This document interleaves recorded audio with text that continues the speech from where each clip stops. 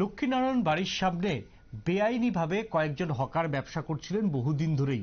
কর্পোরেশনের কাছে এই অভিযোগ থাকার পরই কর্পোরেশন অবশ্য আজকে ব্যবস্থা নেয়। লক্ষ্মীনারায়ণ বাড়ির সামনে বেআইনি জায়গা দখল করে ব্যবসাকারীদের উচ্ছেদ করে দেয় পুর নিগম। সেখানে 7 জন বৈধ লাইসেন্সধারীদের ব্যবসা করার সুযোগ করে দেয় নিগম। আজ এই এলাকা পরিদর্শন করেন মেয়র দীপক মজুমদার, ছিলেন কর্পোরেটর রত্না দত্ত। কি উঠে এসেছে সেখান থেকে আসুন দেখে নিই।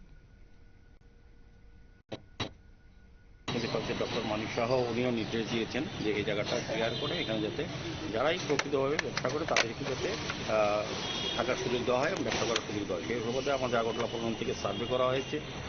বিভিন্নভাবে অনেকেই চেষ্টা করেছিলেন অবৈধভাবে এখানে ঘর নির্মাণ করার, সেগুলি আমরা পৌর নিগম থেকে সরিয়ে দেওয়া হয়েছে এবং যারা প্রকৃত এখানে ব্যবসা করতেন আমাদের কর্পোরেটর আপনাদের থেকে আমরা রিপোর্ট নিয়ে যিনি এই ওয়ার্ডের কর্পোরেটর এবং চেয়ারম্যান এবং ব্যবসার সঙ্গে কথা বলে আমরা একটা লিস্ট ফাইনাল করেছি। মাননীয় মুখ্যমন্ত্রীকে দেখেছেন, ওনারা বিধানসভায় এটা ওনার সঙ্গে আমার আলোচনা হয়েছে এবং নিজেই আজকে বলেছেন কদিন আগে যে নিজে দাঁড়িয়ে থেকে তোলা যায়। এখানে আমার কিছু প্রতিবন্ধক সৃষ্টি হয়েছিল, কিছু লোক বাধা দিয়েছিল, কিন্তু আমাদের সরকার এবং পৌর নিগম বদ্ধপরিকর কোনো।